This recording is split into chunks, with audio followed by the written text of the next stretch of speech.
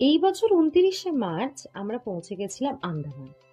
শীতকালে জেনারেলি আন্দামান খুব ক্রাউডেড থাকে, তাই মার্চ এপ্রিলের সময়টাই আমরা প্ল্যান করেছিলাম। আর সেটা কতটা ঠিক ডিসিশন ছিল সেটা সব ভিডিওগুলো দেখলেই তোমরা বুঝতে পারবে। আর তোমরা চেষ্টা করো সকালের ফ্লাইট বুক করতে, নইলে কিন্তু দারুণ কিছু ভিউজ মিস করে যাবে।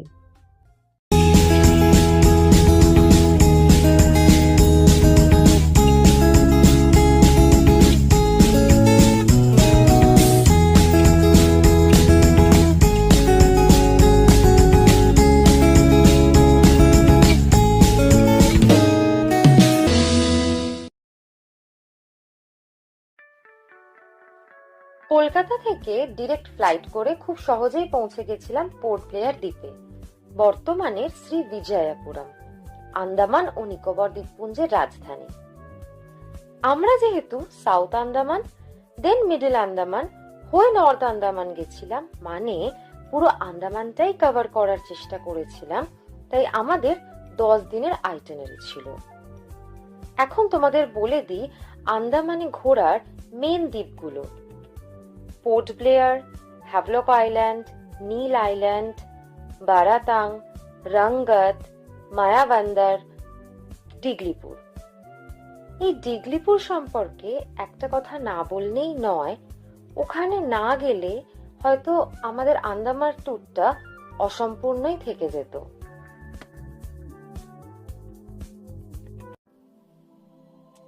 হোটেল রুমে লাগেজ রেখে লাঞ্চ করেই আমরা বেরিয়ে পড়েছিলাম সেলুলার জেলের উদ্দেশ্যে।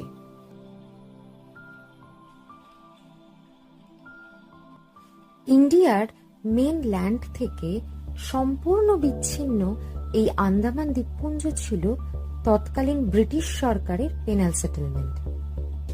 সেলুলার জেলের 7 দিক থেকে বেরিয়েছে 7খানা ওয়ার্ড, আর প্রতিটি ওয়ার্ডে ছিল পরপর কুঠুরি বা সেল।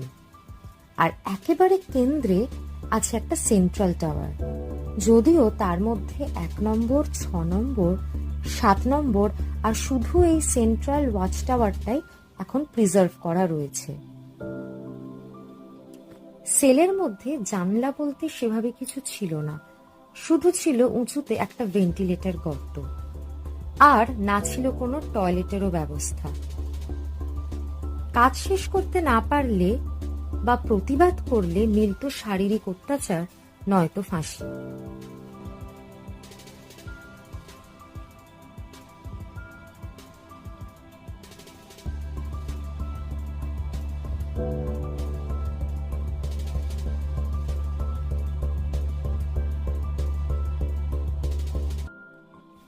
গরুর জায়গায় তেল পিষতে হতো আমাদের স্বাধীনতা সংগ্রামীদের।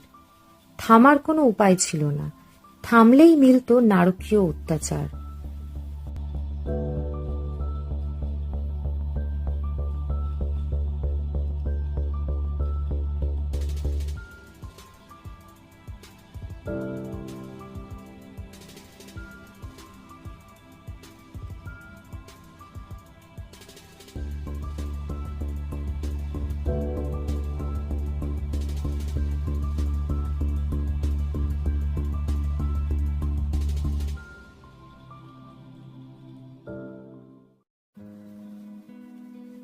একটা সেলের ভিতর ঢুকে তখনই আমাদের প্রায় দম বন্ধ লাগছিল।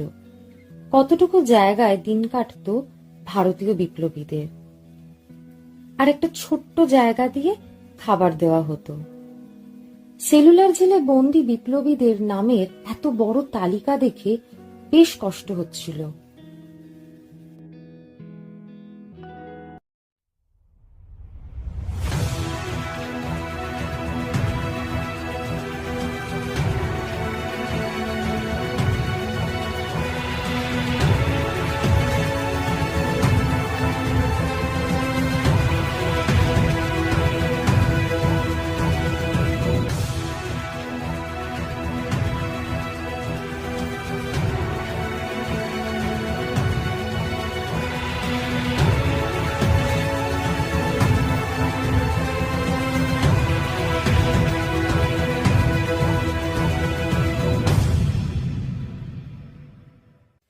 এই ক্লিপটা সেলুলার জেলের ছাদ থেকে করা। একদিকে অপূর্ব সুন্দর এই নীল সমুদ্র, আর একদিকে এই সেলুলার জেল, যার প্রতিটা ইঁটে আজও লেগে আছে বীর বিপ্লবীদের রক্ত।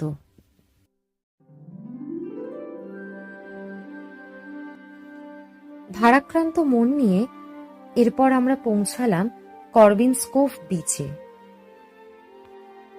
প্রচুর কোরালস, ঝিনুক আর কোকোনাট পামে ভরা এই বিচ।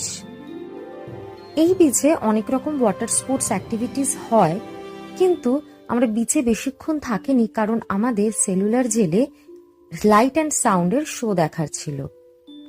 এই শো হিন্দি আর ইংলিশ ভাষায় হয়। আন্দামান ট্যুরিজমের সাইটে ইজিলি অনলাইন টিকিট বুক করে নেওয়া যায়। আমাদের টিকিট বুক করেছিল আমাদের ট্যুর এজেন্ট। অ্যাডাল্টদের জন্য টিকিটের দাম হলো 300 টাকা পার হেড। একটা কথা বলতে পারি, শো দেখার পর বেশ মন খারাপ হবে।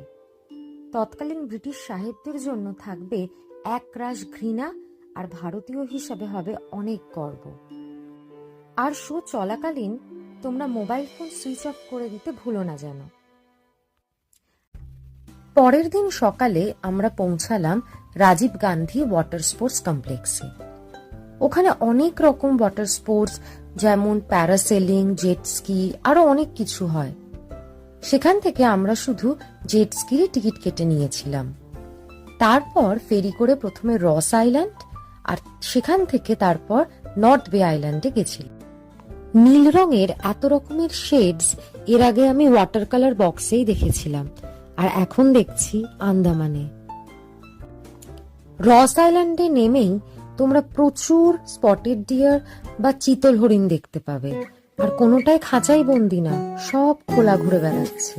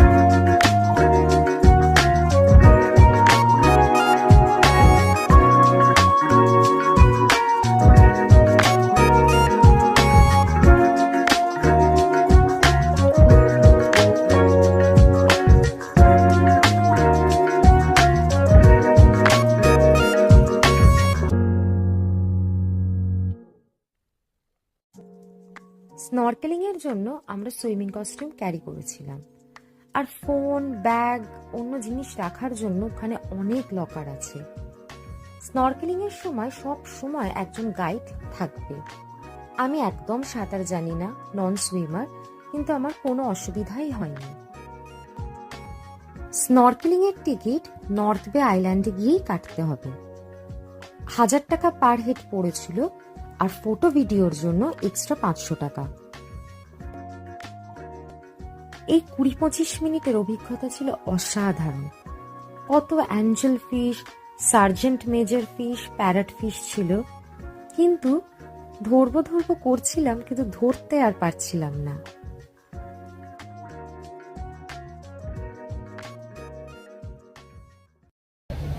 চেঞ্জিং রুমে ফ্রেশ হয়ে নর্থ বেতে লাঞ্চ করে আবার ফেরি করে ফেরত এলাম রস আইল্যান্ডে। সকালে কাটা জেট স্কির টিকিটটা খুব সাবধানেই রেখেছিলাম। এরপর জেট স্কি করার পালা।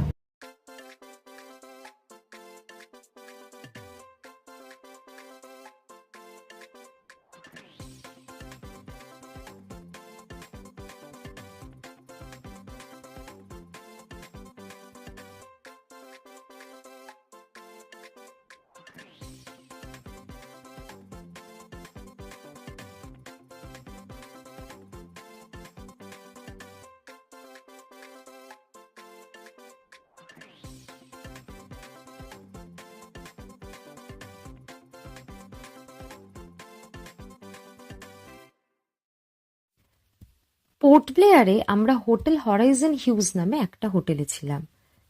রুম কেমন ছিল তা পরের ভিডিওতে শেয়ার করব। আমাদের ট্রাভেল এজেন্সি আন্দামান এক্সপিরিয়েন্সের সাথে আমাদের অভিজ্ঞতা ভীষণ ভালো আর স্যাটিসফাইং। ট্যুরের প্রতিটা দিন আমাদের জন্য 7 সিটার আর্টিগার ব্যবস্থা ছিল। পরের ভিডিওতে 7th best beach in the ওয়ার্ল্ডের টাইটেল পাওয়া রাধানগর বিচের এক্সপিরিয়েন্স শেয়ার করব।